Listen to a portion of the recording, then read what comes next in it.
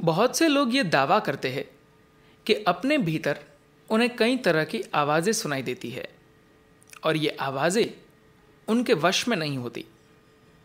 तो कहाँ से आती है ये आवाज़ें? प्रश्न। सद्गुरु, मैं पश्चिमी देशों में रहने वाले उन लोगों के बारे में चर्चा करना चाहता हूँ जिनका एक खास तरह से इलाज चल रहा है। उनका कहना है कि उन्हें आवाज़ें सुनाई देती है। जहाँ तक मुझे पता है, जब भारत में किसी के साथ इस तरह की चीज़ें होती है तो ज़रूरी नहीं कि वह दवा ले। क्या कारण है कि इन लोगों को आवाज़ें सुनाई देती है और वहाँ इसे पागलपन या डिप्रेशन माना जाता है?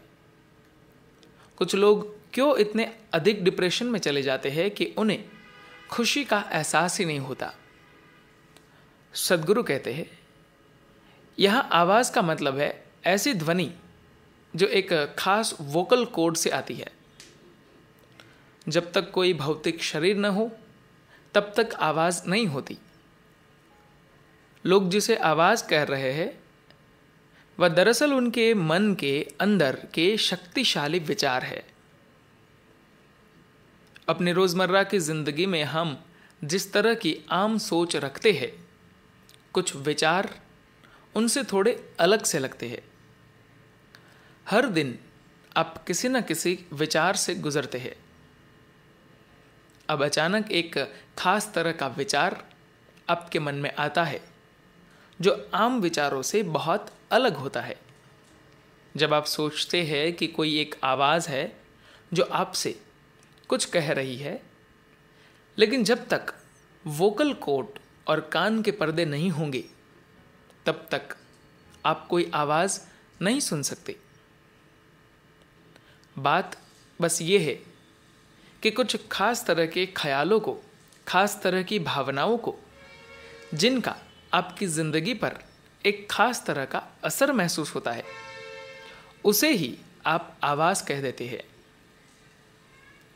जब आपका कोई विचार या भावना ऐसी होती है जो आपकी ज़िंदगी पर खास तरह से असर डालती है, तो स्वाभाविक है कि आप ये सोचेंगे कि ये कहीं ऊपर से आ रही है, न कि नीचे से। कुछ खास तरह की संस्कृतियों में माना जाता है कि आवाज़ें आकाश से आती है, जबकि कुछ संस्कृतियाँ हमेशा अपने कान ज़मीन की तरफ लगाकर धरती से आवाज़ें सुनती है। दुनिया के ज़्यादातर धर्म आकाश से आवाज़ें सुनते हैं। कुछ ही है जो धरती से सुनते हैं। अगर आप धरती से सुनते हैं तो आप उन लोगों से थोड़े ज़्यादा समझदार है जो आसमान से सुनते हैं और तरह तरह की चीज़ों की कल्पना करते हैं। बहुत से लोग हैं जो दावा करते हैं कि उन्हें कई तरह की आवाज़ें सुनाई देती है और ऐसे विचार मन में आते हैं जो उनके वश में नहीं होते। वे विचार बेहद शक्तिशाली और परस्पर विरोधी स्वभाव के होते हैं, जो उन्हें इस तरह धकेलते और खींचते हैं कि वे अपना मानसिक संतुलन खोने लगते हैं।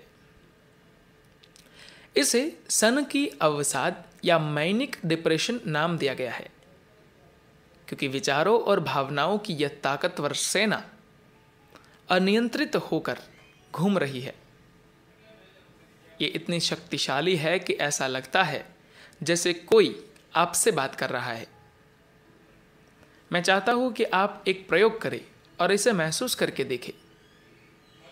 आप कहीं भी शांति से बैठ जाइए और कोई एक ऐसा पहलू ले लीजिए जो आपकी ज़िंदगी में बहुत मायने रखता हो।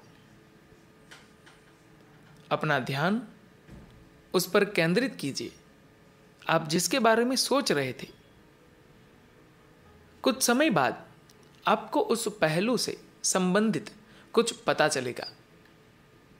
आप देखेंगे कि उस पहलू से जुड़ी एक आवाज़ लगातार आपके मन में घूम रही है, जबकि आपके मन में किसी आवाज़ का आना संभव नहीं है। आपके मन में बस विचार ही आ सकते हैं। जब आप मुझे सुन रहे होते हैं, उस समय मेरी आवाज़ आपके कानों में पड़ती है, न कि आपके मन में। आपके मन में तो मेरी आवाज एक अन्य विचार की तरह प्रवेश कर रही है। केवल कान के पर्दे और उसके थोड़े ही अंदर तक आवाज जाती है और उसके आगे कोई आवाज नहीं होती। तो आवाज को पैदा करने के लिए आपको जरूरत होती है वोकल कॉर्ड की और उसे सुनने के लिए कान की। मन का मतलब विचार से है और विचार इतने ज्यादा मजबूत बन सकते हैं कि वे आपके अंदर बोलते ही नहीं बल्कि चीख भी सकते हैं। क्या आपके विचार और भावनाएं कभी कभी आपके अंदर से नहीं चीखते? इसका मतलब है कि आपके विचार अनियंत्रित है। विचार अलग अलग तरह से आ सकते हैं।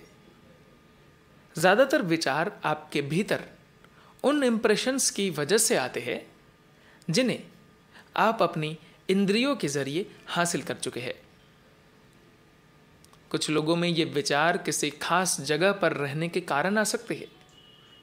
कभी इस भौतिकता से परे की कोई चीज आपके ऊपर इस तरह प्रभाव डाल सकती है कि आपको अलग अलग तरह के विचार आने लगते हैं। ऐसे में हम कहते हैं कि हमें ईश्वर की आवाज सुनाई दे रही है। अगर आपको कोई आवाज सुनाई देती है और वह आपको अच्छी लगती है तो उसका आनंद ले, नहीं तो उसे नजरअंदाज कर दे। धन्यवाद।